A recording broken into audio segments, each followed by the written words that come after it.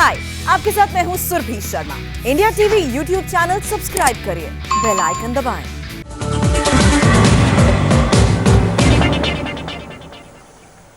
नमस्कार, मैं हूं सौरभ शर्मा। यूपी पुलिस के 100 जवान अलग अलग 20 गाड़ियों में बिना मोबाइल फोन के पंजाब पहुंचने वाले हैं। पंजाब की रोपड़ जेल में आज मुख्तार अंसारी की आखिरी रात है। आधी रात के बाद कभी भी मुख्तार की यूपी रिटर्न यात्रा शुरू हो सकती है। सड़क मार्ग से 900 किलोमीटर की वापसी यात्रा का पूरा ऑपरेशन बहुत ही गोपनीयता के साथ किया जा रहा है। हमारे 5 रिपोर्टर लखनऊ, बांदा और पंजाब के रोपड़ में मौजूद हैं और चौंकाने वाली जानकारियां हासिल कर रहे हैं। मुख्तार के बारे में यूपी के गली मोहल्लों में जो चर्चा चल रही है वो और भी चौंकाने वाली है।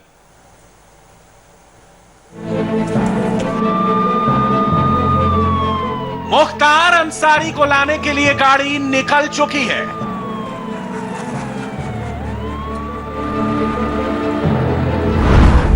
मुख्तार अंसारी यूपी आ रहा है। मुख्तार सड़क के रास्ते आ रहा है। मुख्तार पुलिस की कार से आ रहा है। रोपड़ टू बांदा पुलिस की कार में 900 किलोमीटर का सफर, 100 पुलिस वाले और एक मुख्तार। कुछ ना कुछ तो होने वाला है। यूपी पुलिस की टीम रोपड़ तकरीबन आधी रात तक पहुंच जाएगी, जिसके बाद मुख्तार अंसारी की यूपी वापसी का काउंटडाउन शुरू हो जाएगा। रोपड़ से बांदा तक का सफर तकरीबन 15 घंटे का है।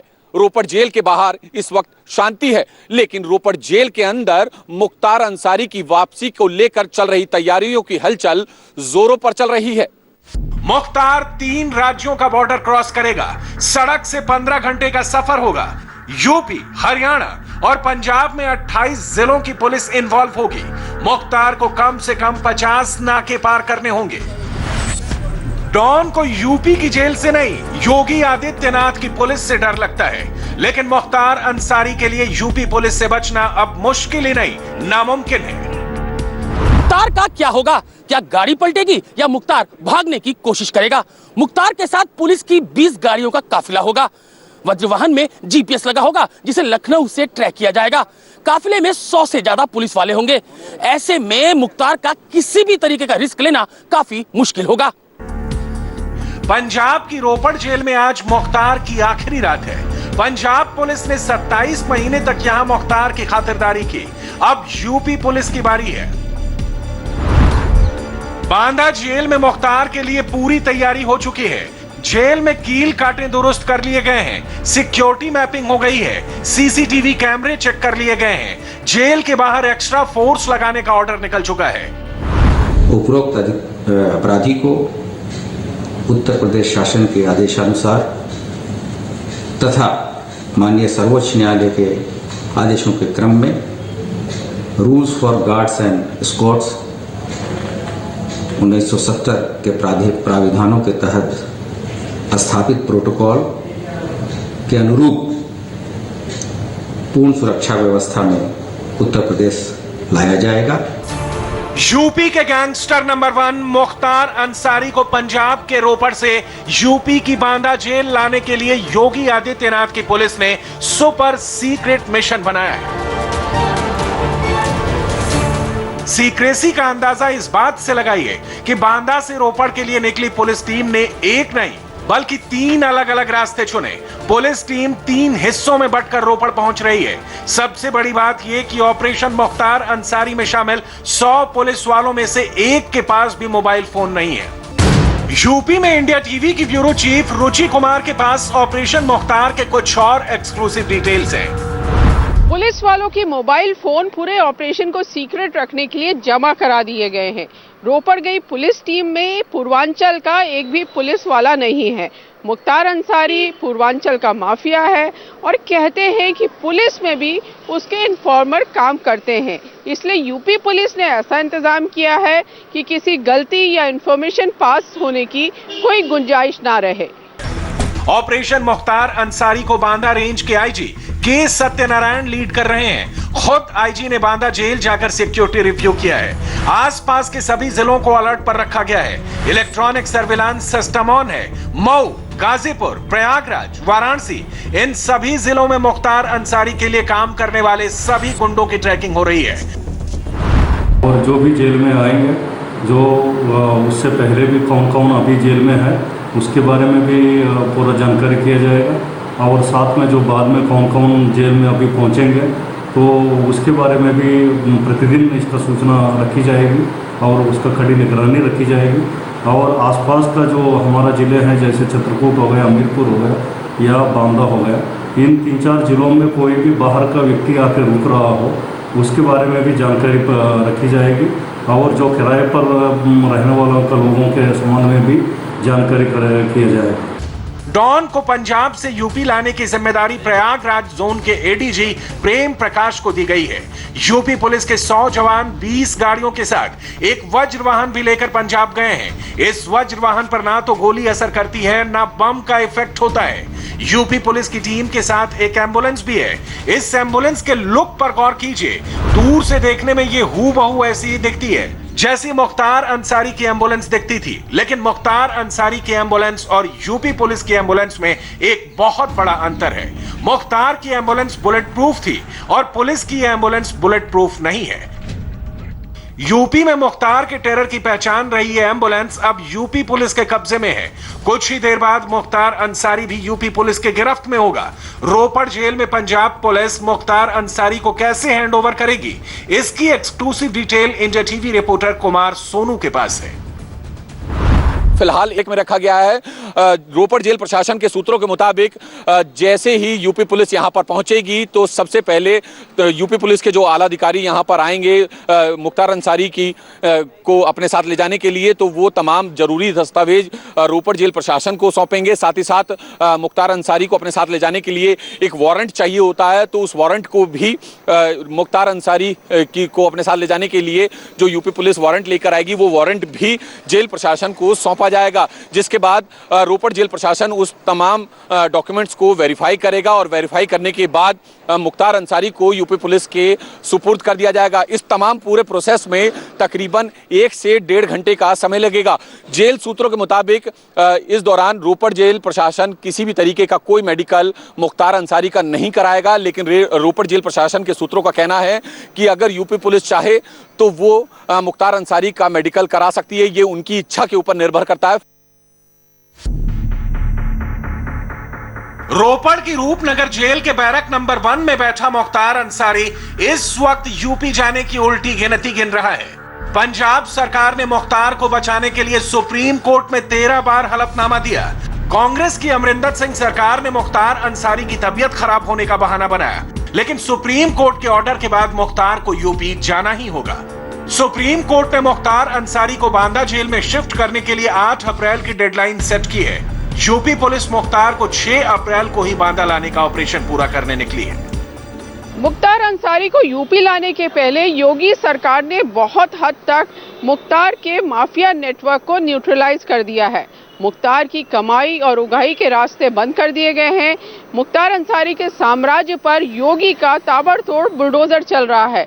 मुख्तार अंसारी और उसके गुर्गों की करीब 192 करोड़ रुपए की संपत्ति पर या तो बुलडोजर चला दिया गया है या योगी सरकार ने संपत्ति जब्त कर ली है।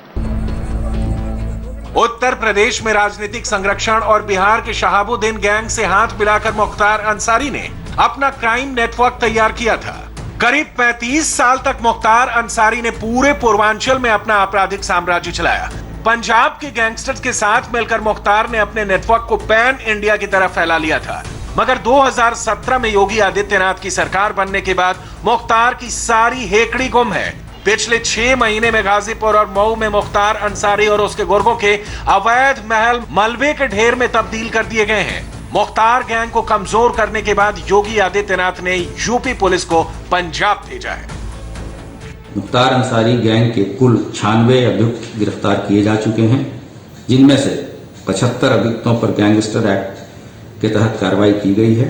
उपरोक्त गैंग के 72 व्यक्तिगत शस्त्र के जो लाइसेंस है उसके निरस्तीकरण या निलंबन की कार्रवाई की गई है। उक्त गैंग के 7 सहयोगी ठेकेदारों के विरुद्ध भी कार्रवाई की गई है। Murder, attempt to murder, kidnapping, extortion यानी फिरौती और जबरन उगाही जरायम पेशे का ऐसा कोई अपराध नहीं जिसका मुकदमा मुख्तार अंसारी के सिर पर ना हो। यूपी और दूसरे राज्यों में मुख्तार के खिलाफ 52 मुकदमे दर्ज हैं। इनमें से 14 मुकदमों में मुख्तार बरी हो गया, 4 केस वापस ले लिए गए और 7 मुकदमों में पुलिस की फाइनल रिपोर्ट लग गई।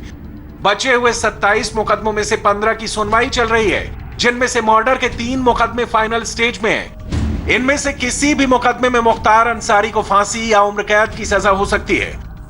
मुख्तार अंसारी के खिलाफ एक केस पंजाब में भी चल रहा है और ये केस है जबरन उगाही का। और इसी केस के सिलसिले में जनवरी 2019 में पंजाब पुलिस बांदा से उसे पंजाब लेकर आई थी। कानून के एक प्रावधान के मुताबिक यूपी में उसके केस आगे नहीं बढ़ सकते जब तक मुख्तार अंसारी खुद वहां पर पेश नहीं होगा। और इसी प्रावधान का फायदा उठाते हुए वो लगातार 27 महीने से बहाने बनाता रहा है, लेकिन अब ये सब बंद होने वाला है। मुख्तार अंसारी 2005 से ही जेल में है। पिछले 16 साल से जेल में रहकर ही वो अपना क्रिमिनल नेटवर्क चलाता रहा है। यूपी के पूर्व डीजीपी बृजलाल ने मुख्तार अंसारी को बहुत करीब से जाना है। बृजलाल ने मुख्तार पर एक्शन भी लिया था, उसके गुंडों का एनकाउंटर भी किया था। जेल के अंदर से मुख्तार का नेटवर्क कैसे चलता था, ये उनसे बेहतर दूसरा कोई नहीं बता सकता। मैं आपको गाजीपुर जेल बता दूं, बैरक नंबर 10। वहाँ जब रहे तो इन्होंने जेल में, इनको मछली बहुत पसंद है, ताज़ी मछली, तो उन्होंने मछली का तालाब खोद दिया। ये कोई हवाई बात तो है नहीं, सभी जानते हैं। वहाँ पर बैरक नंबर 10 को पार्टीशन करके अपने लिए आलीशान सूट बनवा लिया। इनके परिवार के लिए बेरोक आते जाते थे। वहाँ के एक डीएम थे, इनके साथ बैडमिंटन खेलने जाते थे। नेताओं का, मंत्रियों का हुजूम जाता था मिलने। बैरक वहाँ गाजीपुर जेल के ठीक सामने इन्होंने एक मकान बनवाया। वहाँ पर तमाम लोग जिनको इनसे काम कराना होता था, ठेकेदारी में ये करना है, ठेका लेना, क्योंकि मुख्तार अगर ने एक धमकी दे दिया तो कोई दूसरा आदमी नहीं करेगा। तो वहाँ पर जो खुला दरबार लगता था, ये गाजीपुर की जेल की बात है।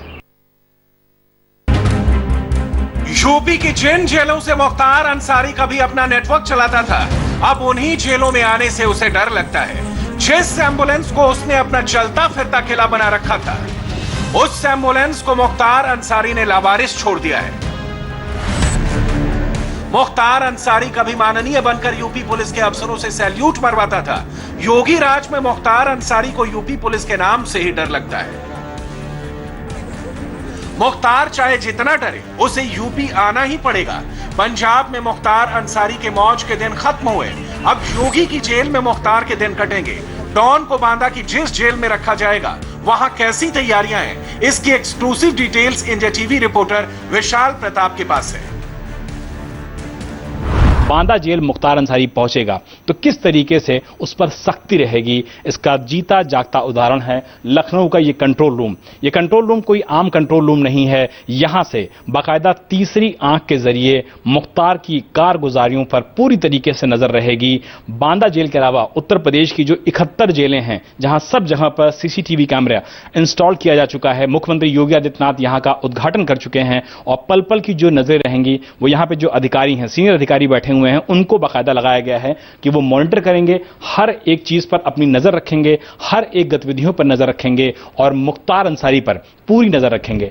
ये जो राइट साइड की वॉल है, इसका मतलब ये है कि अगर यहां पर किसी भी तरीके की कोई भी गतिविधि होती है, कोई भी अलर्ट आते हैं, तो निश्चित तौर पर यहां पर वो ब्लिंक करेंगे और उसके बाद उसको क्लिक करने के बाद देखा जा सकता है कि किन जेलों में किस तरीके की परिस्थितियां हैं, किन जेलों में किस तरीके से काम हो रहा है और किन जेलों में अभी अलर्ट आया है और अलर्ट देखने के बाद किस तरीके से उस पर रिएक्ट करना है। अगर ठीक बगल की बात किया जाए तो बांदा जेल में किस तरीके की सुरक्षा के इंतजाम होंगे, ये देखिए मुख्य द्वार है। मुख्य द्वार से आप जैसे ही अंदर एंट्री करते हैं, बाकायदा पुलिस कर्मियों की यहां पर ड्यूटी लगाई गई है, मेटल डिटेक्टर यहां पर लगाया गया है। मुख्तार अंसारी यहीं से गुजरेगा और अंदर आएगा। इसके अलावा पोल डिटेक्टर भी यहां पर लगाया गया है ताकि किसी भी तरीके का आपके पास मेटल होता है तो उसको ये डिटेक्ट कर लेगा। और सबसे महत्वपूर्ण बात यह होगी कि जितनी भी वॉल्स हैं, जहां पर भी देखना चाहें कि अंदर जूम करके कि उस बैरक में क्या हो रहा है, उस जगह पे क्या हो रहा है, तो निश्चित तौर पर यहां से खासा लोगों को फायदा मिलेगा और जो जेल के सीनियर ऑफिसर्स हैं वो सीधी नजर रख सकेंगे तीसरी आंख के जरिए कि बांदा जेल में क्या चल रहा है, मुख्तार अंसारी किससे बात कर रहा है,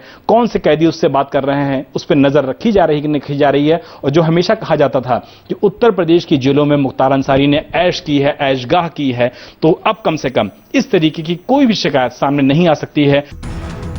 बांदा जेल की तैयारियां तो आपने देख ली, लेकिन सबसे ज्यादा नजर रहेगी हाईवे पर। रोपड़ से बांदा का 900 किलोमीटर का सफर मुख्तार अंसारी को भी अभी सबसे ज्यादा उसी की फिक्र है।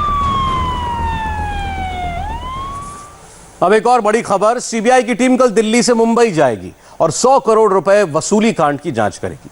लेकिन सीबीआई के मुंबई पहुंचने से पहले महाराष्ट्र के गृहमंत्री रहे अनिल देशमुख ने दिल्ली का रुख कर लिया है। उधर मुंबई में उद्धव ठाकरे ने वलसे पाटिल को नया गृहमंत्री बनाने का फैसला किया। लेकिन महाराष्ट्र में आगे होगा क्या, सीबीआई क्या करने वाली है, ये बात इस रिपोर्ट से समझिए। 100 करोड़ वसूली कांड में सबसे बड़ा विकेट गिर गया। अरबों की कट मनी से महाराष्ट्र की पॉलिटिक्स हिल गई, क्योंकि गृहमंत्री अनिल देशमुख को इस्तीफा देना पड़ा। 15 दिन की जांच के बाद अब अगली बारी किसकी है? 100 करोड़ वसूली कांड के तार कहां कहां तक फैले हैं? अनिल देशमुख तो सिर्फ प्यादे थे, बड़ा मास्टरमाइंड कौन है? क्या उद्धव ठाकरे की खामोशी आने वाले किसी बड़े तूफान की दस्तक है? सीधा सवाल, क्या महाराष्ट्र के गृहमंत्री के इस्तीफे की आंच मुख्यमंत्री के दफ्तर तक आएगी? सीबीआई जांच अब बहुत बड़ी बड़ी बातें एक्सपोज कर सकती है। अगले 15 दिनों में सीबीआई क्या करने वाली है? देशमुख के बाद और कौन है जो 100 करोड़ के वसूली कांड में शामिल था? यह मुद्दा छोटा नहीं, क्योंकि यह कहानी यहीं पर खत्म नहीं होगी। इसे समझने के लिए थोड़ा फ्लैशबैक में चलना पड़ेगा कि अगर एक असिस्टेंट इंस्पेक्टर सचिन वाजे गृहमंत्री अनिल देशमुख के लिए 100 करोड़ रुपए वसूल रहा था, तो गृहमंत्री इस रकम में से किसे कितना हिस्सा दे रहे थे? 20 मार्च को परमबीर सिंह की चिट्ठी ने महाराष्ट्र में कोहराम मचा दिया। इस चिट्ठी को पढ़ने के बाद उद्धव ठाकरे समझ गए थे कि उनकी सरकार मुश्किल में है। परमबीर सिंह की इसी चिट्ठी के बाद इस बात की उलटी गिनती शुरू हो गई थी कि अनिल देशमुख महाराष्ट्र के गृहमंत्री के पद पर कब तक रहेंगे। परमबीर सिंह के लेटर ने महाराष्ट्र की पॉलिटिक्स में बड़ा धमाका किया था। परमबीर ने अपने लेटर बम में महाराष्ट्र के मुख्यमंत्री उद्धव ठाकरे को लिखा था कि उनके गृहमंत्री अनिल देशमुख ने सचिन वाजे से हर महीने 100 करोड़ रुपए उगाही करने के लिए कहा था और यह रकम बार, रेस्टोरेंट और ऐसी बाकी जगहों से इकट्ठा करने का ऑर्डर दिया था। परमबीर सिंह ने अपनी चिट्ठी में साफ लिखा था कि सचिन वाजे अनिल देशमुख के डायरेक्ट कांटेक्ट में था। परमबीर सिंह ने आरोप लगाया था कि गृह मंत्री अनिल देशमुख एपीआई सचिन वाजे को अपने सरकारी आवास पर कई बार बुला चुके थे और उसके बाद उसे उगाही के लिए कहा जाता और उसके लिए एक टारगेट भी फिक्स किया गया था 100 करोड़ का। परमबीर ने चिट्ठी में लिखा कि फरवरी में ही अनिल देशमुख ने सचिन वाजे को अपने घर बुलाया था। तब वहां उनके निजी सचिव पलांडे भी मौजूद थे। तब देशमुख ने सचिन वाजे से कहा था कि उन्हें हर महीने 100 करोड़ रुपए चाहिए और इसके लिए मुंबई में 1750 बार हैं, रेस्टोरेंट हैं और वो सब से 2 से 3 लाख रुपए इकट्ठा करें। ऐसे में 40 से 50 करोड़ रुपए उनसे मिल जाएंगे, जबकि बाकी दूसरे जरियों से इकट्ठा करें। इस चिट्ठी के बाद से उद्धव सरकार मुश्किल में आ गई, लेकिन सबसे ज्यादा टेंशन पवार कैंप में रही।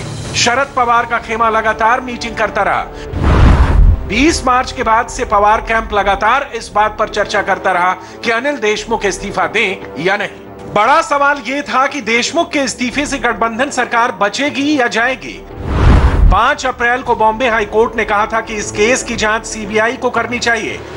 इसलिए अब बीजेपी ने इस मामले में सीधे उद्धव ठाकरे से इस्तीफा मांगा है। बीजेपी उद्धव ठाकरे की खामोशी पर सवाल खड़ा कर रही है। मुख्यमंत्री मौन क्यों है?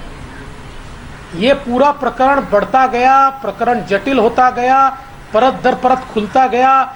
इसमें से कई आश्चर्यचकित करने वाली चीजें बाहर आई, कई सरकार का और स्टेट का नाम खराब करने वाली घटनाएं घटी।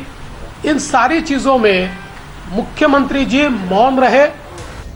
परमबीर सिंह की इस चिट्ठी से बहुत साफ साफ पता चलता है कि 100 करोड़ के वसूली कांड में मुख्य किरदार कौन कौन है। मुंबई के पूर्व पुलिस कमिश्नर परमबीर सिंह ने लिखा कि सचिन वाजे और बाकी पुलिस अफसरों के जरिए महाराष्ट्र के गृहमंत्री अनिल देशमुख 100 करोड़ की वसूली का दबाव बना रहे थे।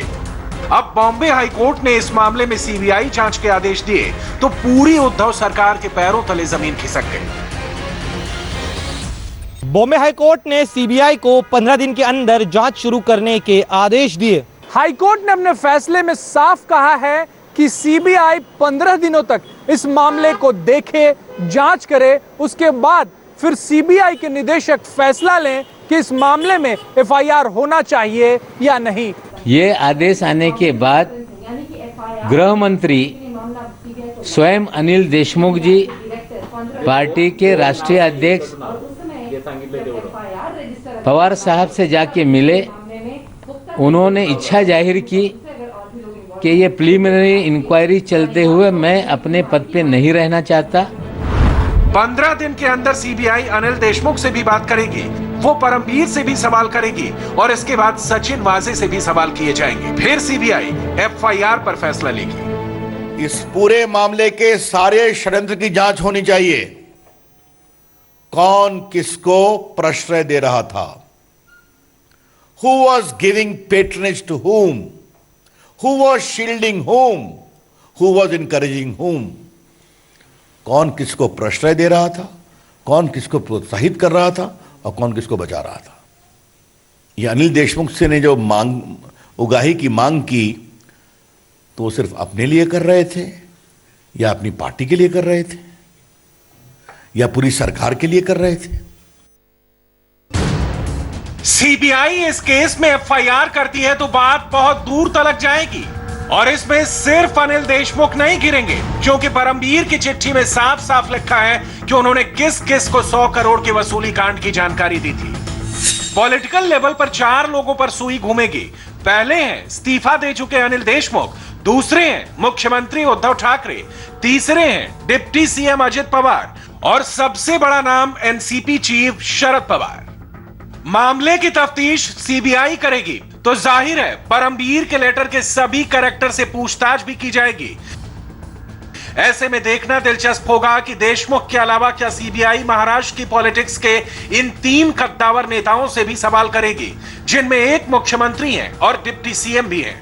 पिछला स्टेटमेंट जो मुख्यमंत्री जी का मुझे याद आता है, तो वाजे कोई लादेन थोड़ी है। इस प्रकार से वाजे का समर्थन या उसका बचाव मुख्यमंत्री जी ने किया था, तब से लेकर आज तक ऑफिशियली एक भी बात मुख्यमंत्री जी ने इसके ऊपर नहीं की। सरकार को बचाने के लिए अलग अलग प्रकार के कॉम्प्रोमाइज वो लगातार कर रहे हैं, लेकिन ये कॉम्प्रोमाइज सरकार बचाने का कॉम्प्रोमाइज नहीं है, तो स्टेट के साथ कॉम्प्रोमाइज है। ये महाराष्ट्र की इज्जत के साथ, महाराष्ट्र की अस्मिता के साथ एक प्रकार का कॉम्प्रोमाइज हो रहा है और इसलिए मुझे लगता है इस पर जवाब तो मुख्यमंत्री जी को देना पड़ेगा। 8 पन्नों की यह चिट्ठी सिर्फ एक चिट्ठी नहीं, एक ऐसा टाइम बॉम्ब है जिसने महाराष्ट्र की सियासत में 17 दिन बाद दोबारा बड़ा धमाका किया है। बॉम्बे हाईकोर्ट ने अपने आदेश में बहुत साफ साफ शब्दों में बात कही है कि दरअसल गृह मंत्री अनिल देशमुख खुद हैं। ऐसे में मुंबई महाराष्ट्र पुलिस उनके खिलाफ निष्पक्ष जांच करे, ये संभव नहीं है।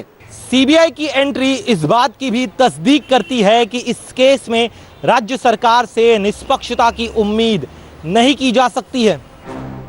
कोर्ट की यह टिप्पणी और परमबीर सिंह की चिट्ठी में पॉइंट नंबर 3 को जोड़कर देखा जाना चाहिए। परमबीर सिंह ने इसमें बताया था कि इन टीलिया की घटना के बाद मिड मार्च में जब मुझे वर्षा में देर शाम ब्रीफिंग के लिए बुलाया गया, तो मैंने कहा था कि कैसे गृह मंत्री गलत और गैर कानूनी काम में लिप्त हैं। मैंने महाराष्ट्र के डिप्टी सीएम, एनसीपी के अध्यक्ष शरद पवार और दूसरे मंत्रियों को भी महाराष्ट्र के गृह मंत्री की गलत और गैर कानूनी हरकतों से अवगत कराया था। ब्रीफिंग के दौरान मैंने ये नोटिस किया कि कुछ मंत्रियों को पहले से इन बातों की जानकारी थी। शरद पवार के साथ साथ मुख्यमंत्री उद्धव ठाकरे पर भी प्रेशर बहुत ज्यादा रहा है। ये अनिल देशमुख का इस्तीफा है। इसमें क्या कहा गया है? मैं नैतिक आधार पर इस्तीफा दे रहा हूं। ये बड़े शब्द बड़े रोचक लगे मुझे। मुख्यमंत्री जी, आपकी कोई नैतिकता है कि नहीं? माननीय मुख्यमंत्री उद्धव ठाकरे जी, मैं बहुत विनम्रता से कहूंगा कि शासन करने के नैतिक अधिकार से अब आप वंचित हो गए हैं। हाईकोर्ट की इस बहुत ही सख्त टिप्पणी के बाद 2 लोगों को मिलकर फैसला करना था कि देशमुख कब तक पद पर रहेंगे। पहले हैं एनसीपी चीफ शरद पवार, क्योंकि देशमुख भी एनसीपी से हैं, और दूसरे हैं उद्धव ठाकरे, क्योंकि वो मुख्यमंत्री हैं। बॉम्बे हाईकोर्ट के आदेश के बाद उनको देशमुख पर फाइनल ऑर्डर जारी करना पड़ा। ऐसे हालात इसलिए बने क्योंकि एंटीलिया कांड के बाद महाराष्ट्र सरकार और उसकी पुलिस लगातार फंसती जा रही थी। ऐसे में उद्धव ठाकरे ने सबसे पहले मुंबई के पुलिस कमिश्नर परमबीर सिंह को हटाना बेहतर समझा ताकि माहौल को ठंडा किया जा सके, लेकिन ऐसा हुआ नहीं। परमबीर के लेटर बम ने उद्धव सरकार के पूरे डिफेंस को एक्सपोज कर दिया। 20 मार्च को परमबीर सिंह ने अपनी चिट्ठी में एक बड़ी बात लिखी थी। परमबीर सिंह ने 5वें पॉइंट में बताया था कि आखिर क्यों 100 करोड़ की वसूली कांड का खुलासा करना उनके लिए मजबूरी बन गया। परमबीर सिंह ने अनिल देशमुख के एक इंटरव्यू का हवाला देते हुए लिखा कि महाराष्ट्र के गृह मंत्री ने उनके काम पर गंभीर सवाल खड़े किए थे। एंटीलिया कांड में अनिल देशमुख ने मुंबई पुलिस और मेरे ऊपर ठीक से जांच ना करने के आरोप लगाए थे। देशमुख पर 100 करोड़ वसूली के आरोप एक बड़ी टाइमलाइन का हिस्सा है और इसकी शुरुआत कहां हुई और अभी ये किस स्टेज पर है, इसे समझिए। 25 फरवरी को एंटीलिया के बाहर विस्फोटक मिलता है। 4 और 5 मार्च को स्कॉर्पियो के मालिक मनसुख हिरेन की हत्या होती है। 13 मार्च सचिन वाजे को एनआईए गिरफ्तार कर लेती है। 18 मार्च को मुंबई के पुलिस कमिश्नर परमबीर सिंह को हटा दिया जाता है। 20 मार्च को परमबीर सिंह सीएम उद्धव ठाकरे को विस्फोटक चिट्ठी लिखते हैं, 100 करोड़ का वसूली कांड बताते हैं। 5 अप्रैल को इस केस में सीबीआई जांच के आदेश हो जाते हैं। देखा जाए तो अंबानी परिवार के घर एंटीलिया के बाहर विस्फोटक प्लांट करने का केस, मनसुख मर्डर केस और अब 100 करोड़ का वसूली कांड। उद्धव सरकार ने बहुत कोशिश की कि ये तीनों केस राज्य सरकार की जांच के दायरे में रहे। पहले इन तीनों केसेस की जांच महाराष्ट्र की जांच एजेंसियां कर रही थी या फिर राज्य सरकार द्वारा बनाई गई जांच कमेटी को दिए गए थे, लेकिन अब इन तीनों केसेस की जांच केंद्रीय जांच एजेंसियां करेंगी। एंटीलिया मामले की जांच एनआईए कर रही है।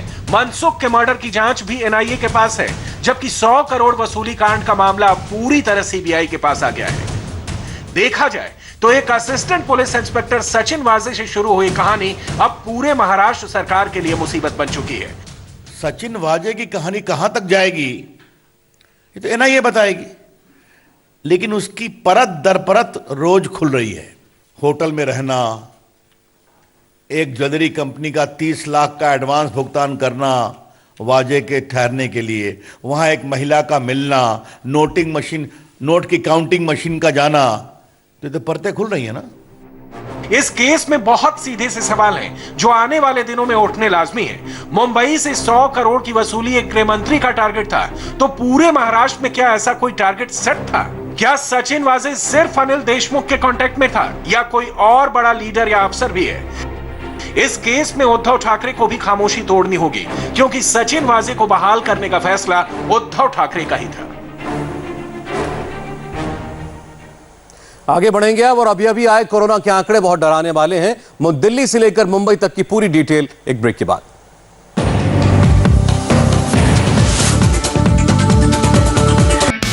हाय, आई एम सुरभि शर्मा। खबरों से अपडेट रहने के लिए India TV YouTube channel subscribe करिए, साथ में बेल आइकन जरूर दबाएं। जुड़े रहें इंडिया टीवी के साथ।